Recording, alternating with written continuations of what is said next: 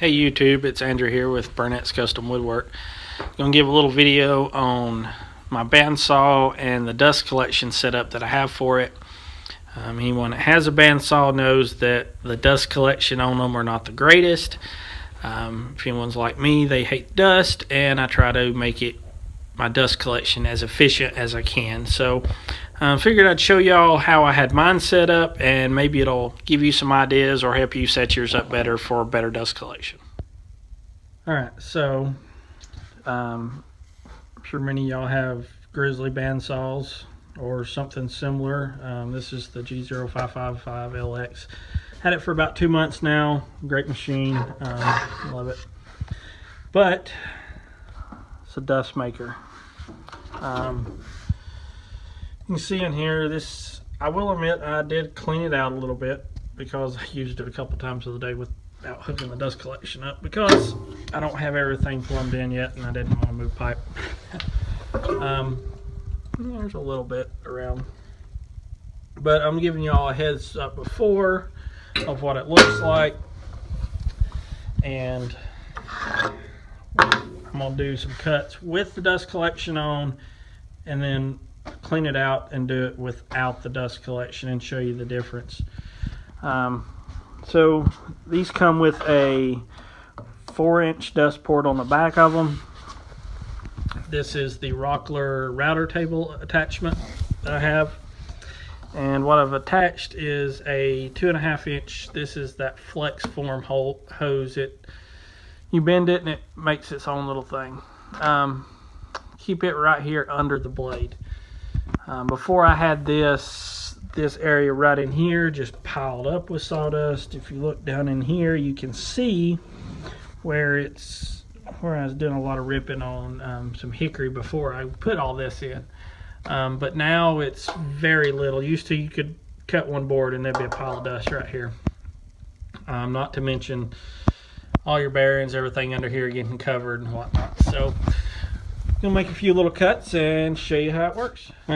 So for this demonstration, I'm going to make 5 cuts on this. It's like a 1/2-inch oak. Just some little rip cuts. I'm gonna do it with the dust collection off to start with, so it's nice and fresh and clean. Y'all will see what dust actually is produced without the dust collection in this other arm. So let's just go ahead and move this out of the way. The dust collector's not even hooked up, so we'll show you some of that. I don't have a tripod, so I'm just going to run the board and then show you after. All right, so I just ripped these 1, 2, 3, 4, 5 little strips off. I'll lay them right there. The top is, it's to be expected. There's always going to be dust on the top. Now, what the dust collection fixes is this problem and all of this. So you see how much is here.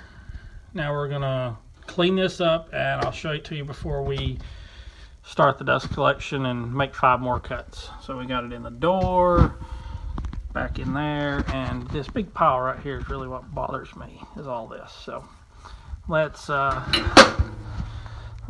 clean this up and get back. All right, so we got it all cleaned up now.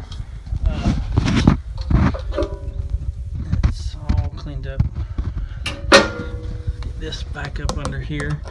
I'm eventually going to make a way to permanently, like maybe a magnet mount or something to hold this right here, but right now I just kind of stick it in the blade guard. It works. One other little thing I had to do was had to cut a piece of wood to sit here so this didn't pull this away, but that's just cut to match the contour of the fitting, and then simply hot glued in place. Works really good. Alright, so now I'm going to set the same board up and run 5 cuts on it with the dust collection hooked up as far as through the bottom, by the bottom wheel, and by the lower bearings, and let you see how much dust is created, or how much less dust is after this cutting operation. Okay, we just cut the second 5. There's those 5. Make sure y'all don't think it's the same first 5. There's the first 5 we cut. Remember that big pile of dust that was here? Look at this. Very little. Very little. It'll take lots of cutting to equal what was there earlier. What about inside? Look at that. Clean as a whistle. What I didn't show y'all before, and when I was cleaning up, I ended up catching it, is all this right in here too was covered. The concrete was brown on the last one. So, and you can tell it's a lot cleaner. So, I think these are, I forget exactly how much they are from Rockler and how much all this stuff is, but you could easily put a Y here, do something like this. This flex form hose is not expensive, but it goes where you need it. It works.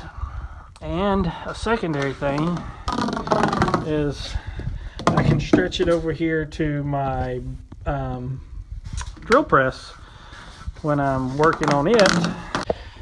Alright, so that is my bandsaw with the dust collection that I've came up with for it. It's the best I can think of for right now. I have seen some people that run dual 4 inches to a 4-inch on the bottom and a 4-inch up underneath the wheel bearings, or the wheel bearings, listen to me, the lower guides. Right now that's not really feasible for me. I have one hose. I've thought about doing that when I run my 6-inch trunk line down through here, but I've already got this set up. It's pretty efficient, so I think I'm going to leave it the way it is. If anybody has any ideas that they would like to drop in the comment box, I hope somebody learned something. Thanks. Please like and subscribe.